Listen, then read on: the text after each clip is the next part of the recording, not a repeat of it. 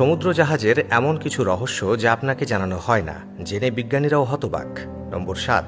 যদি মাঝ সমুদ্রে কোনো জাহাজ নষ্ট হয়ে যায় এবং চারপাশে হাজার হাজার কিলোমিটার জুড়ে শুধুই পানি থাকে, তাহলে কি করা হবে?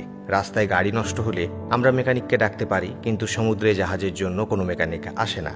তাই জাহাজের ক্রু সদস্যরাই এটা ঠিক করেন। আসলে জাহাজগুলো এমনভাবে ডিজাইন করা হয় যাতে সেগুলোর একাধিক ব্যাকআপ সিস্টেম থাকে।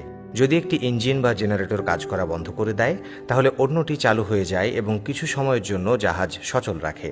এছাড়াও সমুদ্রের টাগবোট ব্যবহার করা হয়, যা নষ্ট হওয়া জাহাজকে ধীরে ধীরে টেনে নিয়ে আসে।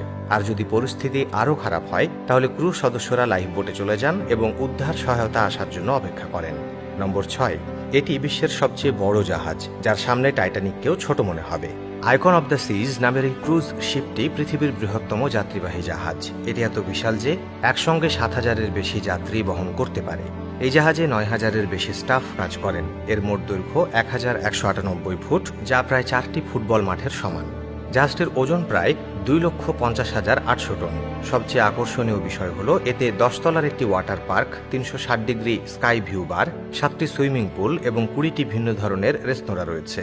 এটি যেন একটি ভাসমান শহর। নম্বর ৫। এত বড় জাহাজ চালাতে কত পরিমাণ ডিজেল লাগে কখনো ভেবে দেখেছেন?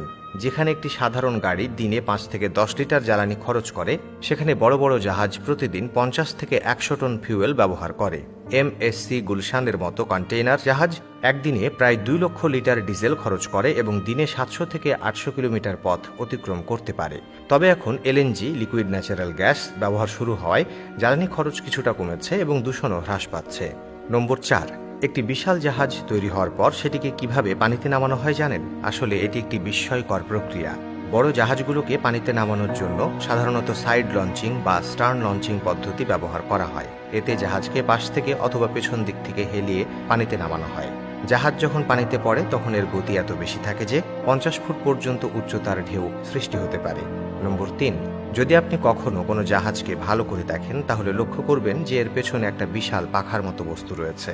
এটাকে বলা হয় শিপ প্রপেলার, যা জাহাজকে সামনে এগিয়ে নেওয়ার জন্য অত্যন্ত গুরুত্বপূর্ণ। এটি সাধারণ কোনো পাখা নয়, বরং ১০ থেকে ১৫ মিটার দীর্ঘ এবং ১০০ টনের বেশি ওজনের হতে পারে। জাহাজের ইঞ্জিনের সাহায্যে এটি ঘোরে এবং পানি পেছনে ঠেলে দেয়, যার ফলে জাহাজ সামনে এগিয়ে যায়। বিশ্বের সবচেয়ে বড় প্রপেলার ১৩১ টনের এবং এতে ৬টি ব্লেড রয়েছে। নম্বর ২। একটি বিশাল জাহাজের অ্যাঙ্কর চেইন কত ভারী হতে পারে কখনো ভেবে দেখেছেন? সাধারণত জাহাজের অ্যাঙ্কর চেইনের প্রতিটি লিঙ্কের ওজন ৫০০ থেকে ১,০০০ কিলোগ্রাম পর্যন্ত হতে পারে। যখন এই চেইনগুলোকে শিপইয়ার্ডে পাঠানো হয়, তখন প্রতিটি ট্রাকে মাত্র ৪ থেকে ৫টি চেইন লিঙ্ক বহন করা সম্ভব হয়। সবচেয়ে অবাক করার বিষয় হলো একটি অ্যাঙ্কর চেইনের মোট দৈর্ঘ্য ৫০০ থেকে ১,০০০ মিটার পর্যন্ত হতে পারে, যা জাহাজকে গভীর পানিতে শক্তভাবে ধরে রাখার জন্য ব্যবহৃত হয়। নম্বর ১। এত ভারী জাহাজ কিভাবে পানির উপর ভাসতে পারে? এর সহজ উত্তর হলো আর্কিমিডিসের সূত্র। যখন কোনো জাহাজ পানিতে রাখা হয়, তখন এটি নিজেদের ওজনের সমপরিমাণ পানি সরিয়ে দেয়। এই সরানো পানির চাপই জাহাজকে ভাসিয়ে রাখে। একে বয়স ফোর্স বলা হয়। যদি জাহাজের ওজন পানির তুলনায় বেশি হয়ে যায়, তবে এটি ডুবে যেতে পারে। এজন্য জাহাজগুলোকে ভেতরে ফাঁপা বা খালি রাখা হয়, যাতে তাদের ওজন কম হয় এবং তারা সহজেই পানিতে ভেসে থাকতে পারে। বন্ধুরা, আজকের জন্য এটাই ছিল। যদি ভালো লেগে থাকে তাহলে লাইক আর শেয়ার করতে ভুলবেন না।